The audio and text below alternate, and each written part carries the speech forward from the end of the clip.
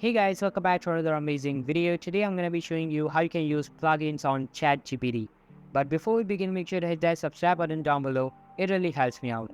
Now, first of all, start by opening up web browser. You can use any kind of browser, and after that search for ChatGPT plugins. And also remember to log in into ChatGPT with your account. And you can see that everyone cannot use this feature of ChatGPT.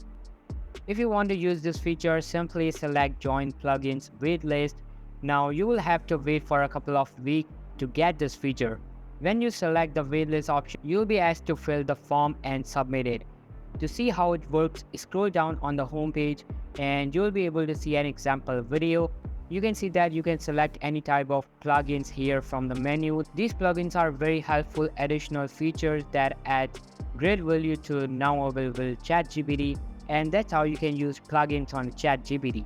So that's all for today's video guys. Hope you liked the video. I'll be meeting you in the next one. See you soon. Bye.